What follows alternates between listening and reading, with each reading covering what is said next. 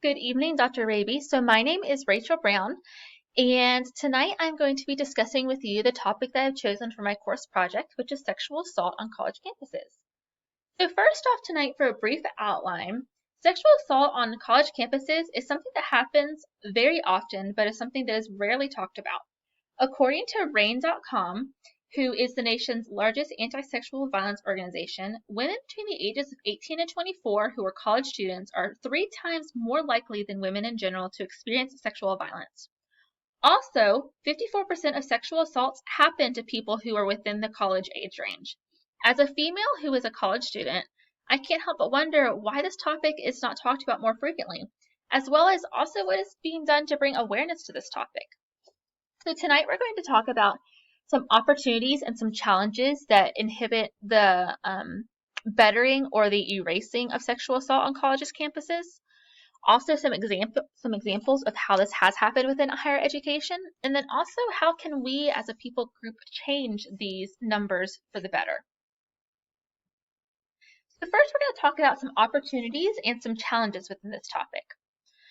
So bestcolleges.com is one of the most prominent college numbers websites, and it publishes a yearly report on things such as best food, best dorms, best campus life, best academics, etc.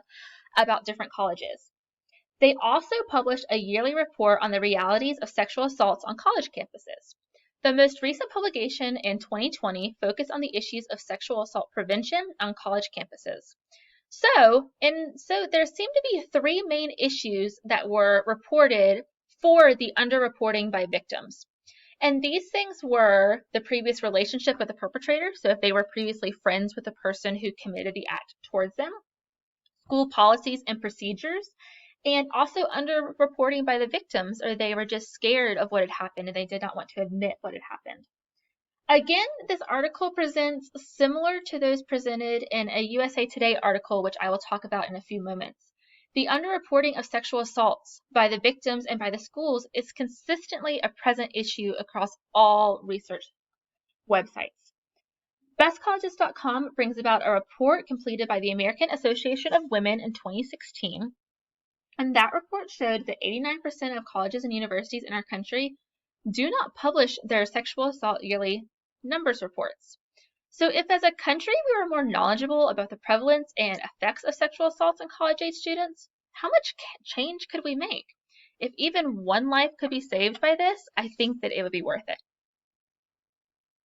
Another thing is victims' acknowledgement. In 2018, a survey was conducted by researchers of the University of Texas at Austin. During this study, they surveyed around 5,500 college-age women, and out of those, 174 had experienced rape, which was nearly 3.2%. Even more kind of shocking was that 74% of students who had experienced a form of rape refused to admit they had been a victim of sexual assault. This then opened the question to the researchers of why women, like me, refuse to admit that they are a victim of something that was out of their control. There are several reasons why I think that women are hesitant to admit that they are victims of sexual assault. One of the first things that comes to my mind is the guilt and shame that is possibly tied to this event. Secondly, women may have a fear that if they tell a future partner about their abuse, that they are increasing the likelihood of their future partner doing the same thing to them.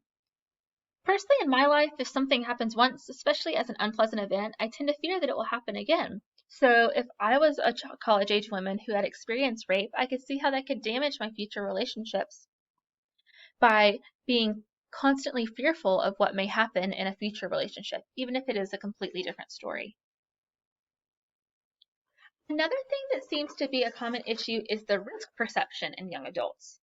Also in 2018, a journal article was published in the Addictive Behaviors Journal about the link between heavy weekly drinking and the perceptions of sexual assault risk among college students. Within this study, they created a hypothetical scenario that was given to students who were recruited from undergraduate psychology classes at the University of Washington. After these hypothetical scenarios were given out and answers were returned back to them, it was discovered that women who drank 3 to 5 times a week were often drinking just to cope with a traumatic event in their lives. 30% of those people tied to sexual assaults or traumatic events as a child. So 33% of those who were tied to sexual assaults had that event happen as a child. While I do not personally drink alcohol due to health reasons, there are ways that I've learned to cope with stressful experiences, such as certain types of food. I'm a woman, so I love having my dark chocolate, music, and TV shows. With the known addictive and calming factors of alcohol, I can see it being a way to cope with both everyday stress and traumatic stress. College-age people are in an environment different than the one they grew up in, with new people, new roommates, new classes, new schedules. There's lots of stress that happens. And this stress, with the added stress of a sexual assault event, it is natural to desire to cope with the stress, and alcohol seems to be the desired choice among young adult women. So now we're going to look at some examples of this within higher education. First off, we're going to look at a story from Louisiana State University. So USATA, which is also the story that I mentioned earlier in my first slide, writes of a story of several incidents that happened at Louisiana State University. In 2015, a male student was convicted of sexual assault, yet the university still allowed the student to live on campus with the agreement that he would stay out of trouble. Over the next 3 years, 6 women came forward with other sexual assault allegations against the same man, but actions were failed to be taken. Even more concerning was that the fact that because the reports were made to various police departments and at the university itself, each sexual assault was viewed as a separate case on an otherwise clean record of a student named John Silva. The most recent allegations occurred as soon as April 2021, just a mere 2 months ago. Yet still to this day, no criminal charges have been made against Silva. This article, written by one of the most well-known newspapers, USA Today, presents a problem that isn't just an issue at Louisiana State University, but universities across the country. Over my time over the last couple months researching sexual assaults on college campuses, I have learned that this is common. So common it's kind of scary.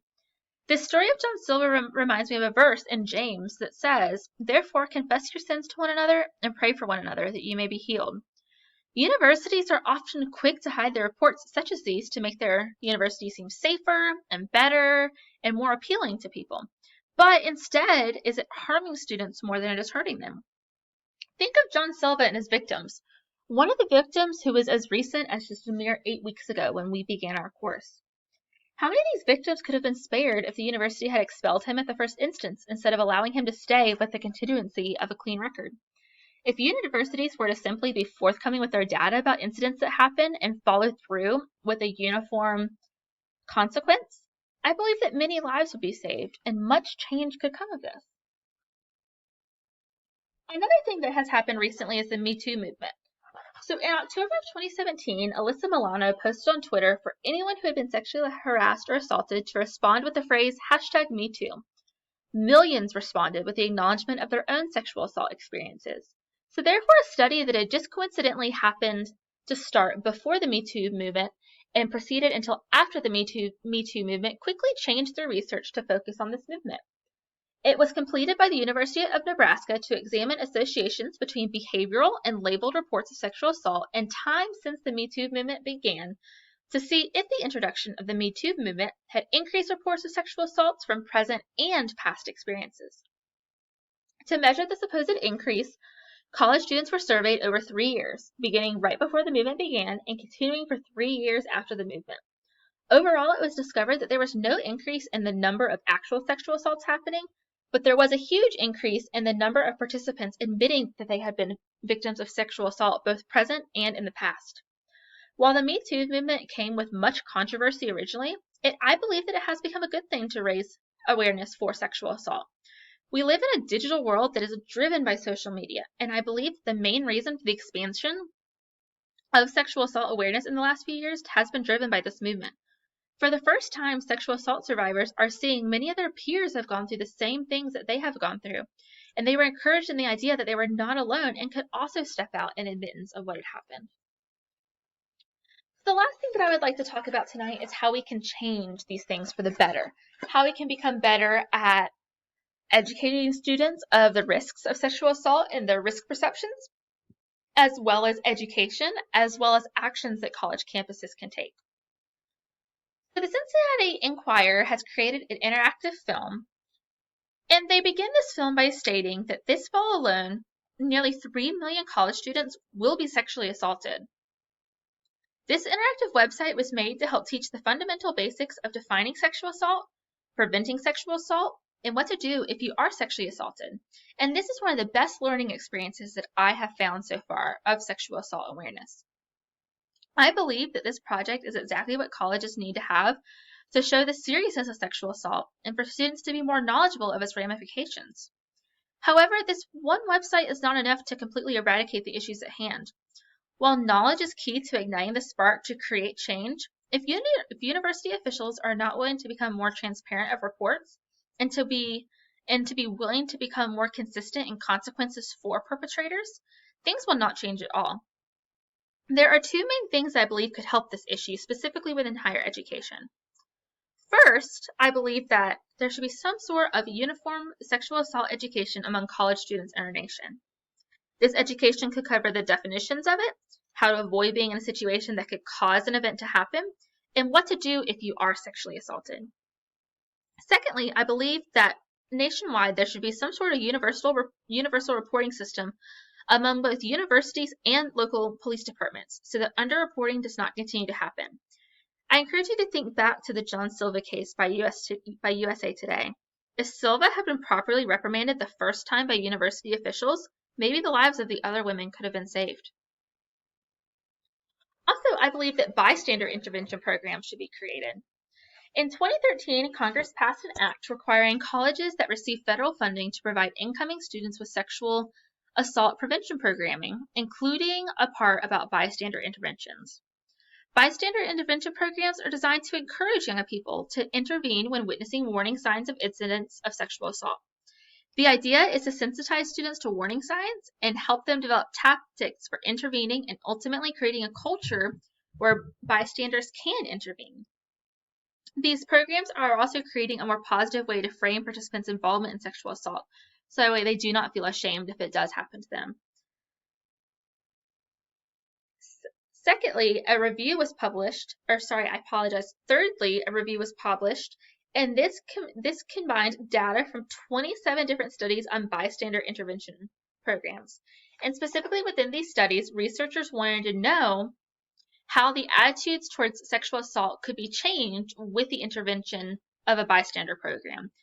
This review found that bystander programs do actually lead to improvements in participants' knowledge and attitudes. For example, the students were less likely to have false or prejudiced views of sexual assault, and the program also increased the likelihood of a participant intervening in a potential sexual assault experience. The final thing that I would like to talk about is the Connecticut Bill. This is a bill that was created despite a lot of pushback from schools in Connecticut. And this is a bill that would require college and universities to survey students every 2 years about sexual misconduct on campuses. And a Republican leader of the Higher Education Committee said he expects to see strong bipartisan support for it again by the state Senate. Again, this has not fully happened yet. If this is signed into law, schools will have to report assessment results to higher education committees starting in March of 2023. By January 22, the bill would establish a 20-member council responsible for coming up with specific data points that campus climate assessments must take into account. This proposal also contains an amnesty provision, which prohibits colleges and universities from taking disciplinary action against students and staff who are violating drug and alcohol policies just because they are reporting an assault. So this means that students, if they were, for example, under the influence of alcohol when an event happened and they're not supposed to have alcohol on campus, that would not be counted against them because they were reporting an assault. Universities who are taking action like this against the amnesty provision are making this, are priding this as a measure of good faith and that their substance use did not put the health and safety of another person at risk. So finally, in sum, here are a couple things to remember. Sexual assault is happening underneath our noses on a daily basis. Remember, 54% of college-age women will experience a sexual assault event in their lifetime. Secondly, universal reporting should be adopted across the country. For example, our Connecticut Bill, I would love to see that come to the national level and be a national-wide thing. And finally, education is the beginning of change. Education, as educators, we need to be the beginning of change. We are the ones teaching the students, and we are the ones who can help teach them differences between right and wrong. Thank you, and I hope you have a good evening.